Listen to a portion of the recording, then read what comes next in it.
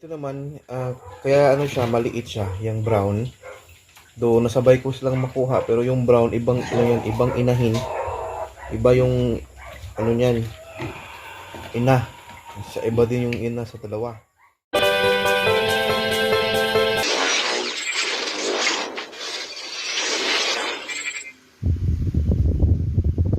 Mga kabagis, welcome back. Hindi pala tayo nakapag-inject sa kanila ngayon mga kabagis. Na supposed to be mag-inject tayo ng Norovet na vitamins ngayong araw, hapon na dito. Kaso yung out of ano yung mga syringe dito mga kabagis, wala akong na bili sa area na malapit ako. So kailangan kong puntahan sa kabilang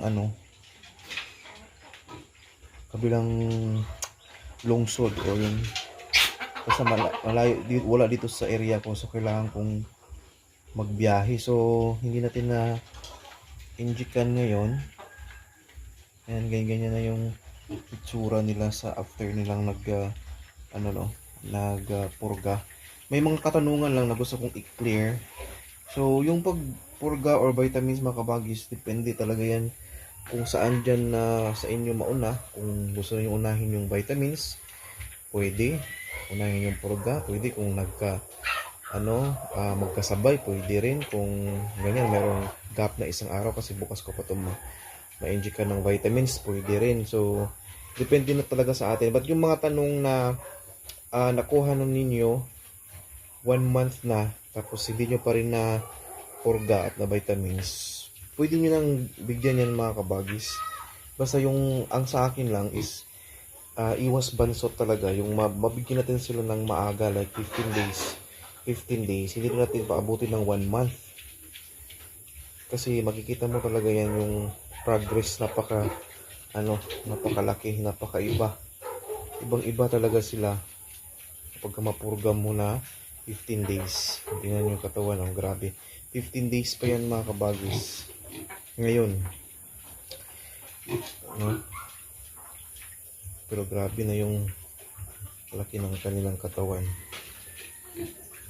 So sabi mo, hindi na talaga siya. Itong isa, biik pa siyang tingnan. Ito naman, kaya siya, maliit siya, yung brown. Do nasabay ko silang makuha, pero yung brown, ibang inahin. Iba yung niyan, ina. Sa iba din yung ina sa dalawa. Kaya maliit siya. Nakuha natin yan, sa explain ko nga noon, nakuha natin yan na yung brown na right after na walay, nabili ka agad natin. Batong dalawa, pagkawalay, naiwan ng mga ilang araw doon sa may-ari. Kaya ganyan sila kalaki. Paganda. At observation lang mga kabagis, kung tinan nyo sa camera, I don't know kung ma-observe niyo. Itong isa, itong babae na puti, mapula-pula yung kanyang katawan. At yung isa naman, maputi yung katawan. Ang explanation ko dyan mga kabagis, ito yung maraming bulati, yung maputla. Sign din yan na maraming bulati compared doon sa isa na mapula yung katawan. Alam niyo kung bakit hindi ko lang kanina. Ito yung dumi niya. Ganyan kaganda yung dumi, hindi nabasa. Ang daming bulati mga kabagis. Yung nagwalis up kayo ng umaga, daming bulati na nasabay sa kanilang dumi. So, at nakita ko na ang dumumi itong kulay puti na lalaki, which is maputla siya compare doon sa isa na mapula yung katawan. Okay, so now after nito na na natin na napurgan natin, and then kinabukasan ma-vitamins ko na rin. Right after that mga kabagis, magbigay lang tayo ng 3 or 2 araw. That's the time na pwede na yung paliguan natin sila. So, ang magpapaligo ng ganyang edad, at again, wala pang 1 month, no?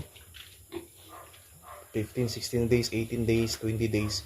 Ang magpapaligo natin dito sa mga ganito ka laki, and ganito na yung gulang ng mga biik natin, ang cute, is lang, once a day. No, once a day lang muna yan paliguan. Then, ang nire-recommend kong araw is yung tanghali kasi hindi na masyadong malamig. Kung ganyan na edad, paliguan mo ng umaga, talagang tapos malamig, talagang ano yung biik mo niyan, ang either basang-basa, mabasa yung dumi nila, sakit sila. So, yun yung may mga cases na baka na-observe ninyo, may mga ubo yung mga baboy ninyo or biik ninyo habang lumalaki. Baka kasi kung nung biik pa yan, pinapaliguan ninyo ng umaga ng malamig. Ganyan, no? Maliit pa lang. Tapos ilang beses pinapaliguan. So, yun, tingnan ninyo, walang ubo, walang ano yan mga kabagis. Yun yung na-observe ko kapag kapaliguan ng mga maliliit pa na ilang beses, tapos umaga paliguan pa rin, kahit maliit pa. That's the time na magkaubo. May mga problem na sa ganyan. So, yun yung advice natin. Once lang muna. Then, pagkatapos niyan, mag 1 month na sila sa inyo. Malaki na talaga yung 1 month. Then, pwede na yan. Sawa yun ng paliguan. Umaga, tanghali, hapon. So, ganun lang. Ganun lang yung ating ginagawa para sa iwas sakit. Iwas sa mga problem sa mga baboy.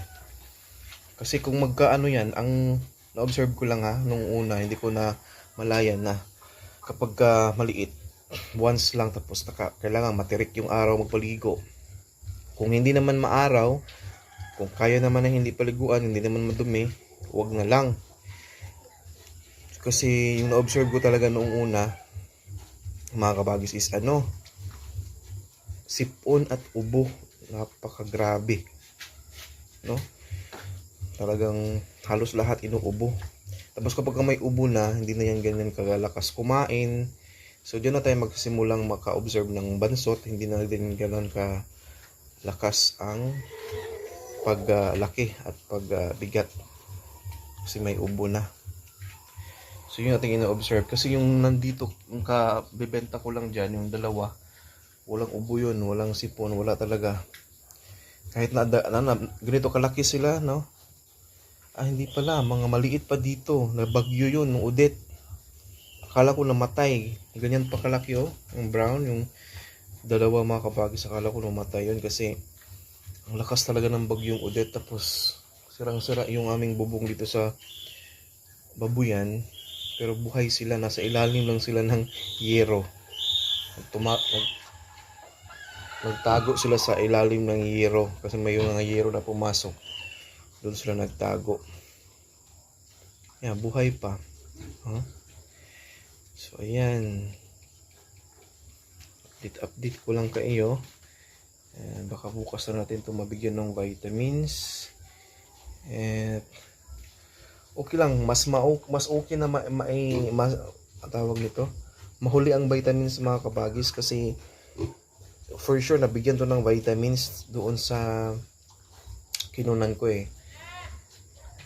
for sure talaga, but yung purga hindi sure yan kung nabigyan, kaya yung purga talaga yung importanteng mauna. Kung may tanong kayo anong mauna dapat, importante ang purga mauna kaysa vitamins. Kung wala naman, pwede yung isabay, pwede din mahuli, pero mas importante mauna sila yung vitamins. Napansin niyo mga first few days hindi ito lumalapit sa tao, takot ngayon.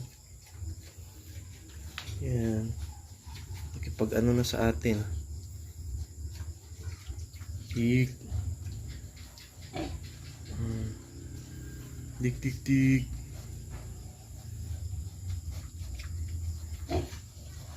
So yung pagkain natin mga kabagis pala, update dito. Before ko to i-end yung video. So, first day nila, starter feeds na. Imagine niyo yan, starter na yan. So, ang ginagawa natin, umaga, tanghalit, hapon ngayon, yung pakain natin sa starter. Tapos, ang maubos na nila nito na starter sa umaga is 1.5. Sa tanghali, 1.5 kilo to makabagi sa akin. Sa hapon, 1.5 din na starter feeds. So, ang ginagawa ko sa starter 3 times a day ko.